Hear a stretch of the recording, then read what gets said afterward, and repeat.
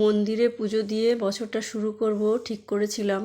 তো সেই কারণেই খুব সকালে না হলেও একটু বেলার দিকে করে 1 জানুয়ারি আমরা তাড়াতাড়ি স্নান টান করে রেডি হয়ে বেরিয়ে পড়লাম সামনে মায়ের মন্দিরে।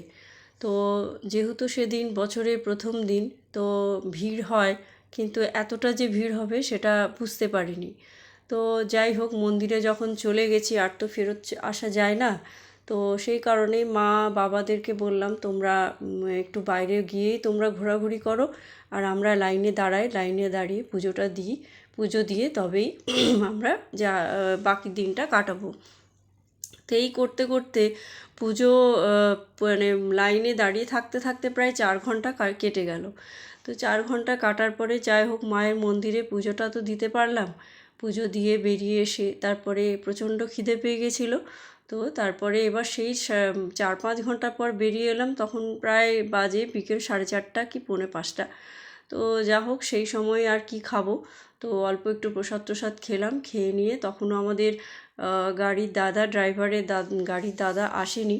তো সেই কারণে আমরা একটু কাটা ফল কিনে নিয়েছিলাম, পেয়ারা মাখা, আরও নানা রকমের ফল, তো তার সাথে একটু মিষ্টি, জল, জিলিপি, এগুলো সব খেলাম। তো শেষে গাড়িতে বসে বসে দেখলাম যে যতক্ষণে দাদা না আসে ততক্ষণে একটু পেয়ারা মাখা খাই। আর মার খুব ইচ্ছে হচ্ছিল, এরকম গাড়ি তো কখনো চালাই না, তো মনে হচ্ছে একটু গাড়ির স্টিয়ারিংটা নিয়ে ধরে সামনে থেকে চালাই। তো সেই জন্য মা সামনে বসে একটু গাড়ির স্টিয়ারিংটা নিয়ে নাড়াচাড়া করতে লাগলো। তো যাই হোক, এইভাবেই বছরের প্রথম দিনটা আমাদের কাটলো। তো খুব একটা বেশি কিছু না করলেও আমাদের মন্দিরে পুজো দিলাম, খুব ভালো লাগলো।